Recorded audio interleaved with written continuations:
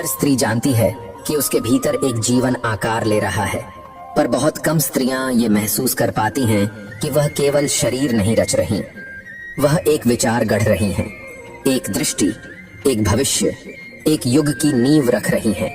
जिस गर्भ को वह धारण कर रही हैं, वह कोई खाली स्थान नहीं, वह चेतना का मंदिर है, जहां उसका हर विचार, हर भावना, हर स्पर्श एक शिल्पकार की तरह उस आत्मा को आकार दे रहा है जो जन्म लेने वाली है।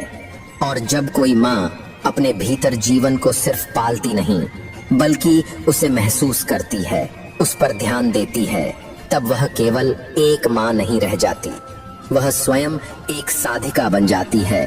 और ऐसी ही साधना की समझ के लिए आज हम आपके सामने ला रहे हैं गर्भ गीता, एक ऐसी श्रृंखला जो माँ के उस मौन से संवाद करती है जिसे कोई बाहर से नहीं समझ सकता। ये कोई कहानी नहीं, कोई रस्म नहीं, यह एक अंदर की यात्रा है, एक रोज की पुनरावृत्ति जो माँ को हर दिन यह याद दिलाएगी कि उसके आज का हर क्षण उसके बच्चे का पूरा जीवन बन रहा है। और इसीलिए जरूरत है एक ऐसी आवाज की जो केवल नियम न बताए बल्कि दिशा दे, और वह आवाज हर माँ के भीतर से ही निकलती है। गर्भ गीता के रूप में यह वही संवाद है जो हर माँ के मन में चलता है, पर शब्द नहीं बन पाता। अब वह शब्द बनेगा और एक एक दिन माँ की आत्मा को स्पर्श करेगा। जब कोई स्त्री गर्भवती होती है तो वह जीवन को केवल रक्त और मांस से नहीं बना रही होती, वह भावनाओं, विचारों और संस्कारों की नींव पर एक आत्मा को गढ़ रही होती है। उस समय उसका सोचना, उसका बोलना, उसका मौन रहना, उसका भोजन, उसकी नींद, सब कुछ उस जीवन का हिस्सा बनता है जो उसके भीतर आकार ले रहा है। और इसलिए यह समय सबसे पवित्र है, सबसे निर्णायक है और सबसे जिम्मेदार भी। यही वह समय होता है जब माँ को जरूरत होती है सही मार्गदर्शन की, पर वह मार्गदर्शन केवल बाहरी नियमों से नहीं आता, वह भीतर की आवाज से आता है। और गर्भ गीता वही आवाज है जो माँ को हर दिन यह बताती है कि उसका व्यवहार, उसकी सोच, उसके भाव उसी के भीतर पल रहे जीवन की आत्मा में उतर रहे हैं। वह जब किसी बात से परेशान होती है, जब उसे डर लगता है कि क्या मेरा यह तनाव भी मेरे शिशु पर असर करेगा, जब उसे संशय होता है कि क्या ये खाना ठीक है, क्या ये विचार ठीक है, तब गर्भ गीता उसे उत्तर देती है, माँ तू ही केंद्र है, तू जैसा सोचेगी वैसा ही तेरा बच्चा महसूस करेगा, तू जैसा व्यवहार करेगी वैसा ही उसका स्वभाव गढ़ेगा, तू जैसा कर्म करेगी वैसा ही उसका भाग्य बनेगा। इसलिए अपने आप को संभालना ही पहला और सबसे बड़ा संस्कार है, और यही आत्म जागरूकता ही असली मातृत्व है। गर्भ गीता सुनना कोई धार्मिक रस्म नहीं, कोई पौराणिक कथा नहीं, यह तो आत्मा से आत्मा की बातचीत है। माँ जब इसे सुनती है तो केवल अपने बच्चे को संस्कार नहीं दे रही होती, वह खुद भीतर से निर्मल हो रही होती है, उसका मन स्थिर हो रहा होता है और उसकी चेतना प्रखर हो रही होती है। क्योंकि गर्भ में केवल दिल की धड़कन नहीं गूंजती, वहां गूंजती है एक पूरी संस्कृति, एक पूरा भविष्य, एक माँ की वह भावना जिसे शब्द नहीं केवल संस्कार कहते हैं। हर दिन जब वह इसे सुनती है तो वह अपने बच्चे से कह रही होती है, हे मेरे शिशु, मैं जानती हूँ तू मेरी हर सांस के साथ जी रहा है, मैं जो सोचती हूँ तू उसे भीतर महसूस करता है, मैं जो करती हूँ वह तुझ में उतरता है। इसलिए हे प्रभु, मुझे इतना संयम दे कि मेरा हर भाव पवित्र हो, मेरी हर सोच शांत हो, मेरा मन निर्मल हो और मेरे कर्म तेरे लिए आशीर्वाद बन जाएं। हे प्रभु, मेरे बच्चे को ऐसा हृदय दो जो करुणा से भरा हो, ऐसा मन दो जो विवेकशील हो, और ऐसी आत्मा दो जो प्रकाश से जगमग हो, और मुझे ऐसी माँ बना दो जिसका हर दिन, हर सांस, हर कर्म उसके लिए जीवन भर की शिक्षा बन जाए। जब कोई माँ कुछ अच्छा करती है, किसी भूखे को खिलाती है, किसी दुखी को सहारा देती है, या बस मुस्कुराकर किसी को अपनापन दे देती है, तो बाहर की दुनिया में चाहे कुछ बदले या न बदले, पर भीतर उसकी कोख में एक हल्की सी रोशनी जग जाती है, एक कंपन उठता है जो शब्द नहीं होता, लेकिन गर्भ में पल रहा जीवन उसे पूरे अस्तित्व से महसूस करता है। शिशु माँ की धड़कन नहीं सुनता, वह उसका मन सुनता है। वह माँ की उंगली नहीं पकड़ता, वह उसका स्वभाव पकड़ता है। माँ का स्पर्श शरीर को छूता है, पर माँ का स्वभाव आत्मा में उतरता है। और जब माँ हर दिन क्रोध में हो, चिल्लाए, उलझनों से भरी हो, तो वही ऊर्जा जैसे गर्भ के भीतर पानी में फैली लहर बन जाती है, जो उस शिशु की मनोभूमि को छू लेती है। वह बच्चा बोल नहीं सकता, पर हर भाव को बुन रहा होता है, हर डर को पकड़ रहा होता है, हर शब्द को चुपचाप भीतर संग्रह कर रहा होता है। माँ सोचती है मेरी चिंता मेरी है, पर नहीं, वह चिंता अब दो लोगों की होती है। माँ जब गुस्से में बोलती है तो वह सिर्फ शब्द नहीं कह रही होती,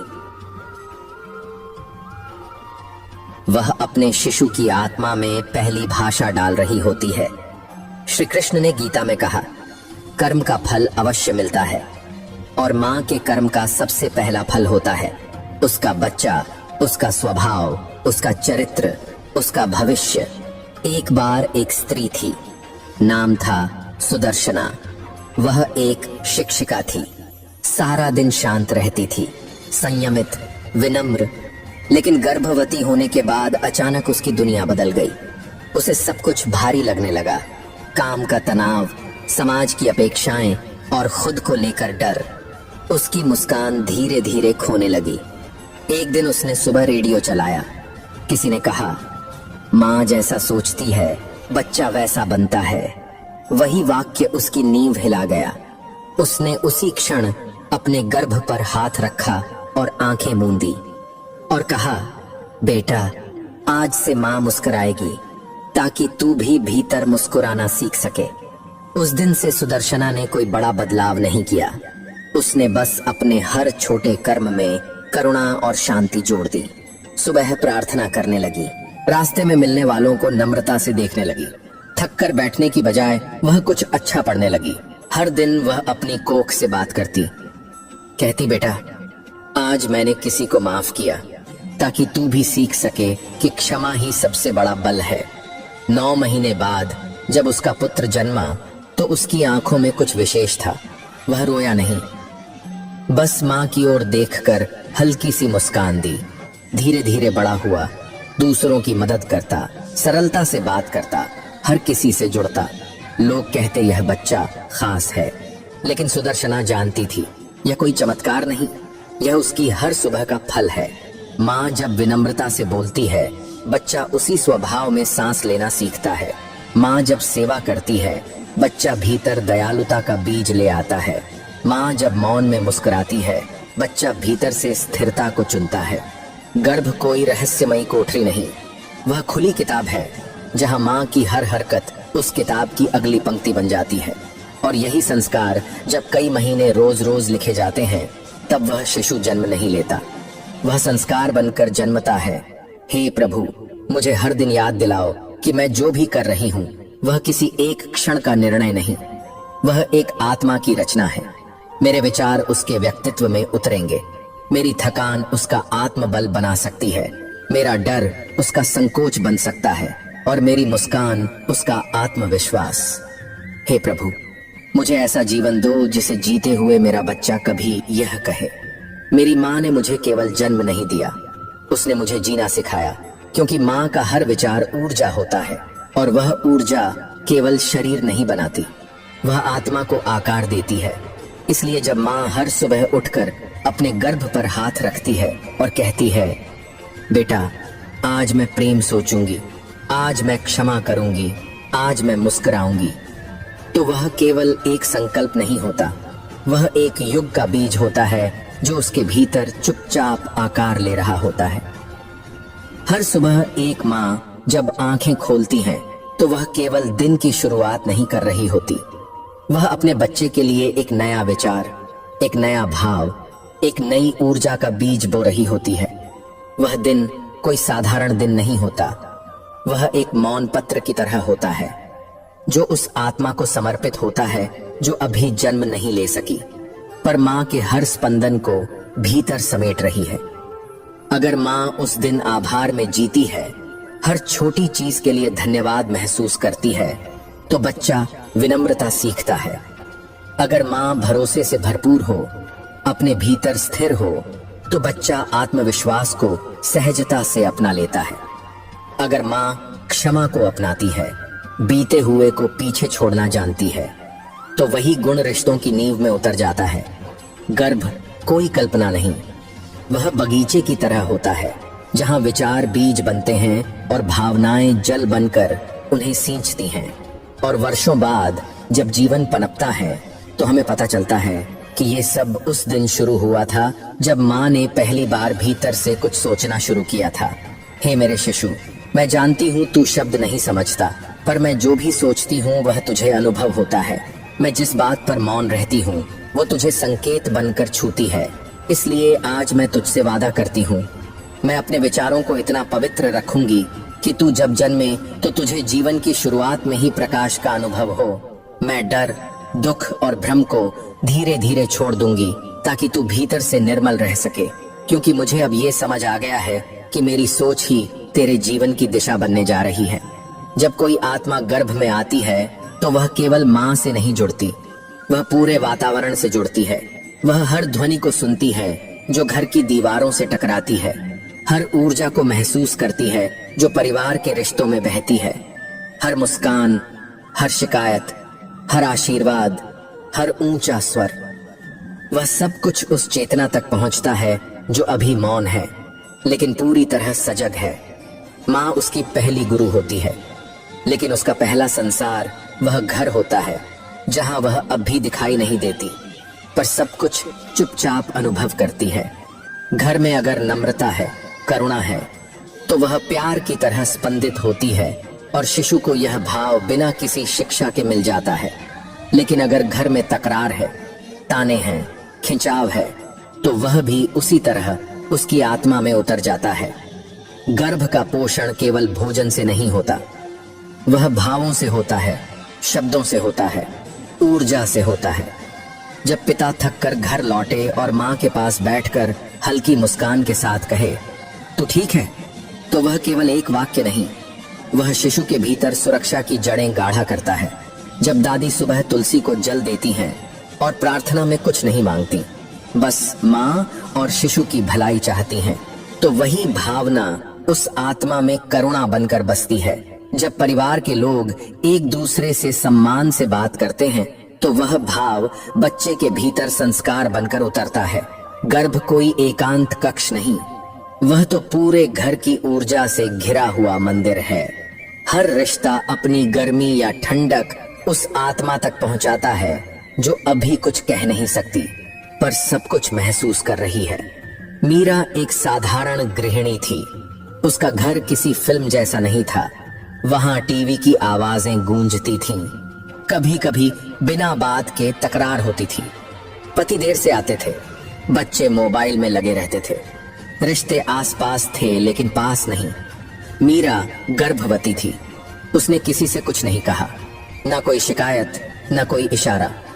पर एक रात जब घर में बहस हो रही थी और वह चुपचाप अपने कमरे में थी, उसका हाथ पेट पर था, आंखें भरी हुई थीं और उसने बिना किसी को सुनाए बस एक वाक्य कहा, "मैं तो चुप हूं, लेकिन मेरा बच्चा तो सब सुन रहा है।"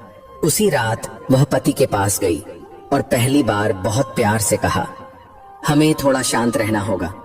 अब हम 2 नहीं 3 हैं और तीसरे को सब कुछ हमसे ही सीखना है।" वह कोई भाषण नहीं था, वह सिर्फ एक माँ की आंखों से निकला आग्रह था, और वही आग्रह उस घर का पहला संस्कार बना। अगली सुबह जैसे पूरे घर की प्रकृति बदल गई। पिता ने आंखें खोलने के बाद पहला काम किया।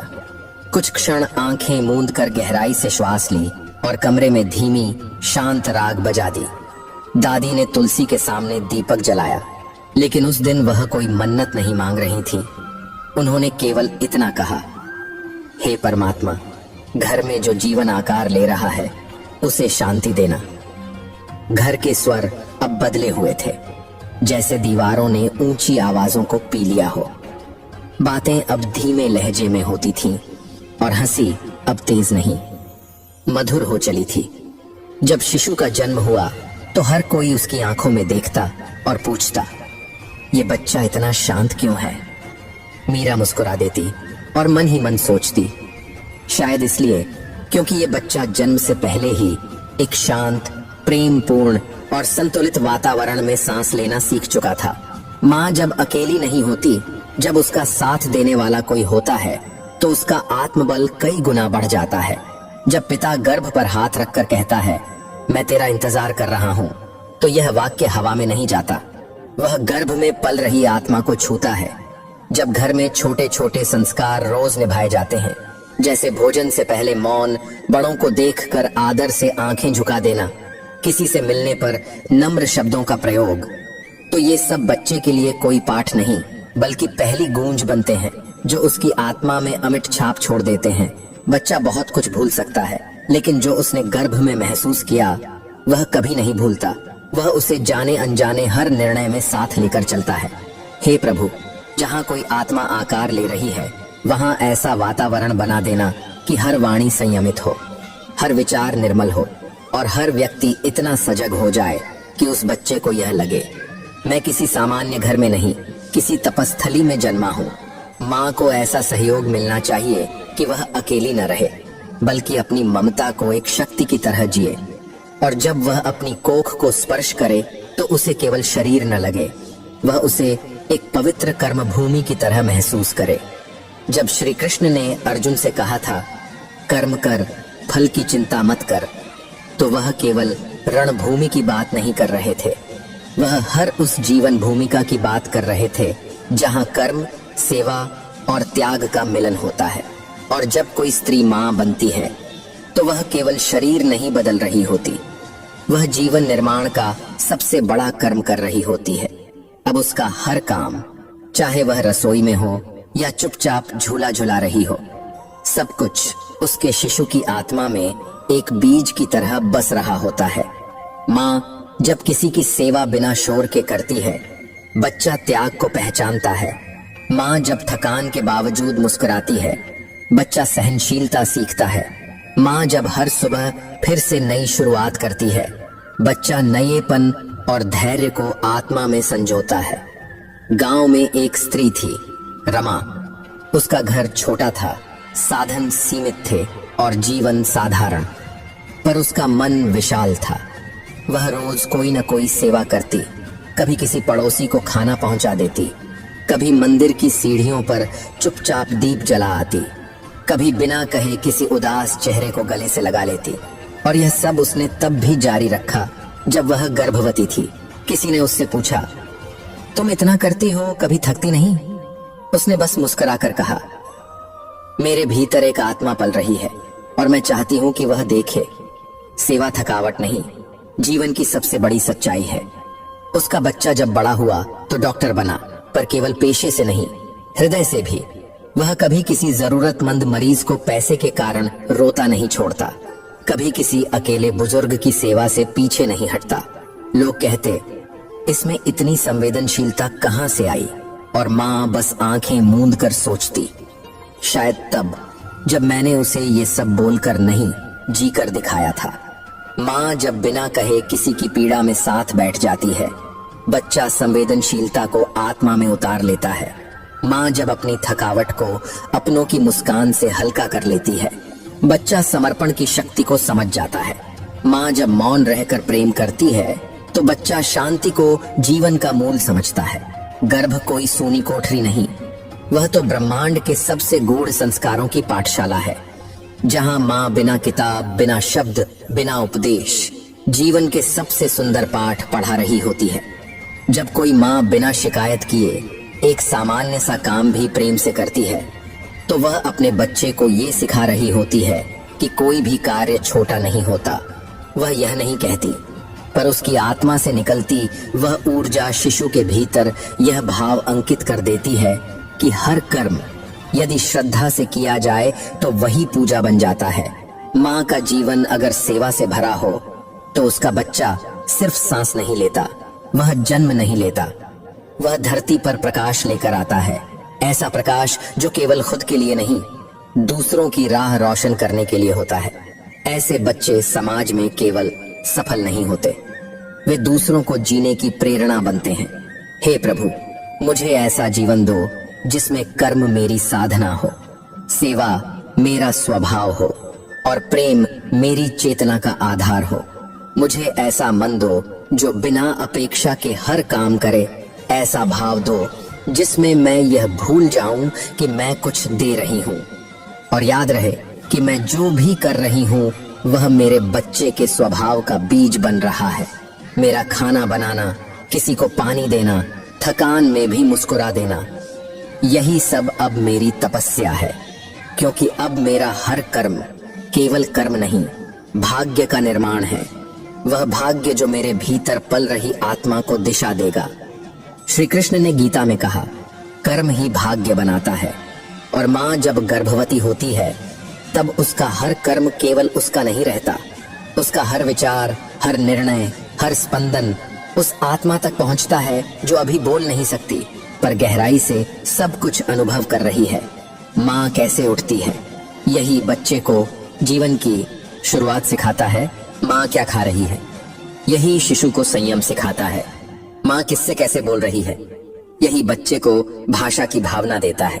माँ किसके लिए समय निकाल रही है, यही सिखाता है कि संबंध किसे कहते हैं। माँ जब सुबह ध्यान करती है तो बच्चा भीतर से स्थिरता और शांति को आत्मसात करता है। माँ जब क्षमा करती है तो बच्चा भीतर से कठोरता को छोड़कर करुणा से भरने लगता है। माँ जब सत्य और प्रेम से बोलती है तो बच्चा बिना बोले वह भाव महसूस करने लगता है। माँ जब थक कर भी मुस्कुराती है तो बच्चा संघर्ष में भी संतुलन ढूंढना सीख जाता है। संध्या एक बैंक में काम करती थी। समय सीमित था, जिम्मेदारियां भारी थीं, लेकिन जब वह गर्भवती हुई तो उसने एक संकल्प लिया, चाहे दिन कितना ही कठिन क्यों ना हो, वह हर दिन अपने शिशु के लिए कुछ अच्छा जरूर करेगी।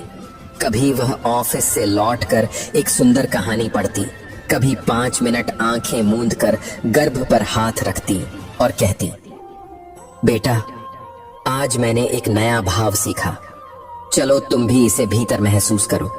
कभी वह किसी जरूरतमंद को मदद भेज देती और गर्भ से कहती, आज सेवा का बीज बोया है। धीरे धीरे यह उसका अभ्यास बन गया, उसकी दिनचर्या और फिर उसकी चेतना। जब बच्चा जन्मा तो उसकी आंखों में एक विचित्र गंभीरता और सरलता का मेल था। वह छोटा था, लेकिन जैसे उसके भीतर बहुत कुछ पहले से संचित था। हर क्रिया में विनम्रता, सेवा और सहजता झलकती थी, जैसे वह आत्मा जन्म से नहीं, पहले से तैयार होकर आई हो। संध्या जानती थी, मैंने उसे कुछ सिखाया नहीं, मैंने सिर्फ जिया और उसने सब कुछ आत्मा में समेट लिया। माँ जैसी भाषा बोलती है, बच्चा वैसे ही भावों से दुनिया से संवाद करना सीखता है। माँ जैसा व्यवहार करती है वही उसकी प्रतिक्रियाओं का स्वभाव बनता है। माँ जैसा सोचती है वही विचार उसकी चेतना में पहली सीख बन जाते हैं। माँ जीवन की मुश्किलों से जैसे जूझती है, बच्चा वैसा ही जूझना सीखता है। कभी माँ सोचती है, मैं तो बस घर के छोटे छोटे काम कर रही हूँ, क्या यह कोई बड़ा कर्म है? लेकिन उसे यह नहीं दिखता कि वही छोटे काम एक बड़ी आत्मा के निर्माण की नींव रख रहे हैं। वही झाड़ू लगाना, वही सादे कपड़े धोना, वही समय पर खाना बनाना, ये सब छोटे नहीं, ये उसकी साधना के हिस्से हैं। और वही साधना एक दिन संतान के स्वभाव, दृष्टि और मूल्य बन जाती है। हे प्रभु, मुझे इतनी समझ दो कि मैं इन साधारण कर्मों को भी एक ईश्वर की पूजा की तरह कर सकूं, क्योंकि अब मैं जो भी कर रही हूँ वह केवल मेरी दिनचर्या नहीं, वह मेरे बच्चे के भीतर संस्कार का मंदिर बन रही है। मुझे ऐसा बनाओ कि मेरा जीवन बोलने की जरूरत ही ना पड़े, सिर्फ मेरा कर्म ही मेरे शिशु के लिए सबसे सुंदर पाठ बन जाए। अब जब 9 महीने का यह अद्भुत और अलौकिक सफर अपने अंतिम पड़ाव पर आ गया है, तब एक माँ की आत्मा में एक गूंज उठती है, एक अंतिम स्पंदन जो शब्दों में ढलना चाहता है। जन्म से पहले का यह मौन संवाद वह कहना चाहती है अपने उस शिशु से जो अभी गर्भ में है, लेकिन उसकी हर धड़कन को समझता है।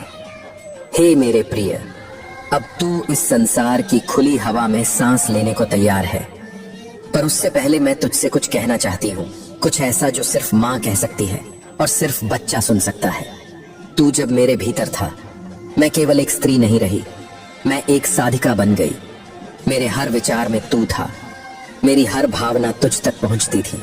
मैंने जब किसी को क्षमा किया तो भीतर तुझसे कहा, बेटा तू भी क्षमा का महत्व समझे। जब मैंने किसी की मदद की तो सोचा तू भी जीवन में दयालु बने। मैंने जब कठिनाइयों में भी मौन और धैर्य से सब सहा तो मन ही मन सोचा तू भी एक संतुलित योद्धा बने। मेरे जीवन का हर पल जैसे किसी पवित्र शास्त्र की तरह हो गया। मैं अर्जुन की तरह उलझती रही और तू श्री कृष्ण की तरह मुझे भीतर से दिशा देता रहा। तेरे कारण मैंने कर्म को पूजा माना, सेवा को संस्कार समझा और जीवन को तपस्या की तरह जिया के जिया। माँ का हर काम केवल काम नहीं था, वह एक मंत्र था जो तेरे भावों को आकार दे रहा था। हे प्रभु, मेरे बच्चे को वह दृष्टि देना जिसमें वह भेद न देखे, सभी को एक जैसा माने। उसे वह विवेक देना कि वह अपने कर्मों से अपना मार्ग खुद बना सके, और मुझे वह शक्ति देना कि मैं उसके लिए कोई प्रवचन नहीं बल्कि एक जीवित पाठ बन सकूं। मेरा मौन भी उसका मार्गदर्शन बने, मेरी आंखों की नमी उसकी करुणा बने और मेरी मुस्कान उसका आत्मविश्वास। आज जब मैं अपने गर्भ को छूती हूँ तो मुझे लगता है जैसे मैं एक आत्मा नहीं, एक युग पाल रही हूँ। गर्भ केवल एक जैविक प्रक्रिया नहीं, यह वह धरती है जहाँ भविष्य के बीज बोए जाते हैं, जहाँ एक बच्चा नहीं, एक विचार, एक संस्कृति, एक प्रकाश उत्पन्न होता है। और गर्भ गीता यही सिखाती है कि माँ सिर्फ जन्म नहीं देती, वह जीने का ढंग देती है। वह केवल हड्डियों और मांस का शरीर नहीं गढ़ती, वह आत्मा को उसकी दिशा, मूल्य और धर्म देती है। हर माँ एक कलाकार होती है। वह जब चुपचाप किसी को खाना परोसती है तो वह दया का रंग भरती है।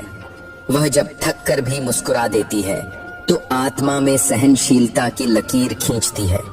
और वह जब अपने गर्भ पर हाथ रखकर कुछ नहीं कहती तो भी वह एक मंत्र गूंजता है, हे माँ, तू जो भी कर रही है वह एक युग को आकार दे रहा है। तेरे हाथों का रसोई बना भोजन एक यज्ञ है, तेरी प्रार्थना एक मंत्र है और तेरी चुप्पी भी एक संस्कार है। तू जैसा कर्म करेगी वैसा ही तेरा बच्चा बनेगा और तेरी गोद से निकली आत्मा इस पृथ्वी पर रोशनी लाने वाली हो सकती है।